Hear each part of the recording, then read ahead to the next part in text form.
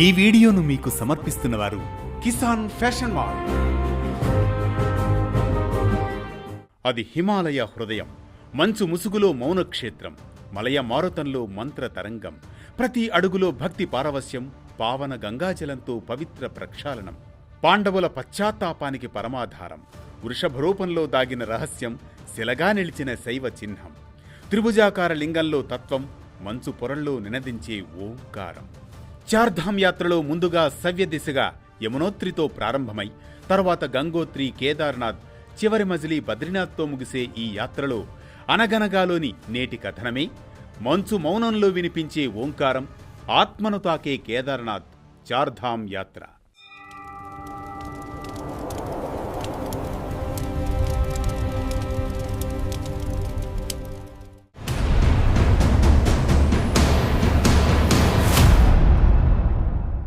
అనగనగా అది ద్వాపర యుగాంతం. కురుక్షేత్ర యుద్ధం ముగిసింది. ధర్మం గెలిచిన పాండవుల హృదయాల్లో మాత్రం ఒకే బాధ.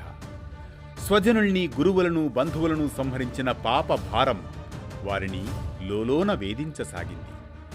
ఒకరోజు యుధిష్ఠిరుడు, అన్నదమ్ములారా, మనం ధర్మయుద్ధం చేసినా రక్తపాతం జరిగింది. ఈ పాపం నుంచి ఎలాగైనా మనం విముక్తిని పొందాలి. అవునన్నయ్య, ఈ పాపానికి ప్రాయశ్చిత్తం ఒక్కటే, పరమశివుని ఆశ్రయం అంటాడు అర్జునుడు. అలా పాండవులు శివదర్శనం కోసం కాశీకి వెళతారు.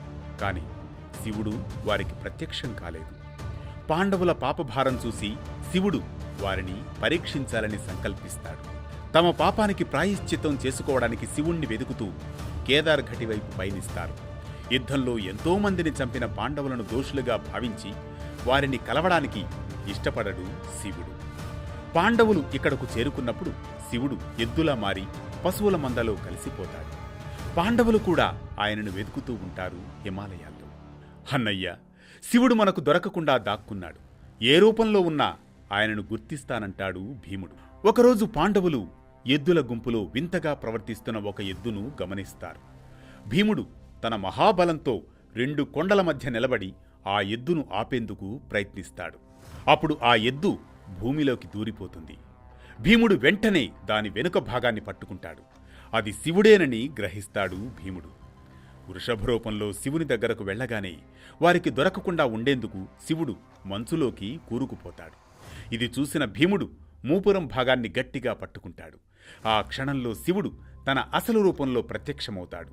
పాండవులారా, మీ పాపభారం గొప్పది, కాని మీ భక్తి, పశ్చాత్తాపం నన్ను ప్రసన్నుణ్ణి చేసింది. అలా శివుడు వారిని క్షమించి విముక్తిని ప్రసాదిస్తాడు.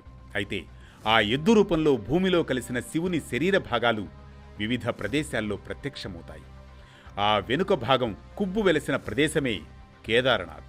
కేదార్ ఆలయాన్ని పాండవ వంశస్థులు జనమేజయుడు నిర్మించినట్లు, స్వయంభూ శివలింగం చాలా పురాతనమైందని, ఆదిశంకరాచార్య ఈ ఆలయాన్ని పునరుద్ధరించినట్లు ఆధారాలున్నాయి. కేదార్నాథ్ ఆలయాన్ని కత్యూరి శైలిలో నిర్మించారు. రాళ్లు, దేవదారు చెక్కపై అందమైన శిల్పాలు కనిపిస్తాయి. అది అక్కడ శిలగా ఉండిపోతుంది. ఆ భాగాన్నే ఇప్పుడు కేదార్నాథ్లో పూజిస్తారు. అందువల్లే శివలింగం త్రిభుజాకారంలో ఉంటుంది. మంచులో కూరుకుపోయిన తలభాగం హిమాలయాల అవతల వైపు, అంటే ఖాట్మండు, నేపాల్లో ఉంటుంది. అందుకే చాలామంది కేదార్నాథ్లో దర్శనం తర్వాత నేపాల్ వెళ్లి పశుపతినాథ్ ఆలయాన్ని దర్శించుకోవడం ఆనవాయితీ. కేదార్నాథ్ యాత్ర హరిద్వార్ లేదా ఋషికేశ్ నుంచి ప్రారంభమవుతుంది. ఉత్తరాఖండ్లోని రుద్రప్రయాగ జిల్లా కేదార్ ఘటిలో ఈ ఆలయం ఉంది. ఇక మిగతా భాగాలు తుంగనాథ్, రుద్రనాథ్, మధ్య మహేశ్వర్, కల్పేశ్వర్గా వెలిశాయి. వీటినే కలిపి పంచకేదార్ అంటారు. కేదార్నాథ్లో శివుడు లింగరూపంలో కాక ఒక ప్రత్యేక శిలారూపంలో పూజలందుకుంటాడు. హిమాలయాల మధ్య ఉన్న ఈ క్షేత్రం తపస్సు, క్షమ, విమోచనానికి ప్రతీకగా నిలిచింది. అందువల్లే చార్ధామ్ యాత్రలో ముక్తిప్రదాయనిగా ఈ క్షేత్రం విరాజిల్లుతోంది. ఇది మంచు మౌనంలో వినిపించే ఓంకారం, ఆత్మను తాకే కేదార్నాథ్ చార్ధామ్ యాత్ర. ఈ కథనం మనకిచ్చే సామాజిక సందేశం ఒక్కటే: పాపం చేసిన నిజమైన పశ్చాత్తాపం ఉంటే క్షమ లభిస్తుందని, భక్తి ఉంటేనే భగవంతుని దర్శనమని, పశ్చాత్తాపం ఉంటేనే విముక్తి లభ్యమని. ప్రతి ఉదయం ఓ పురాణ కథనం, సూటిగా స్ఫూర్తిమంతంగా సామాజిక సందేశంగా. ధర్మం చెప్పే కథల సవ్వడి, జ్ఞానం చెలరేగే కథన పొరవడి.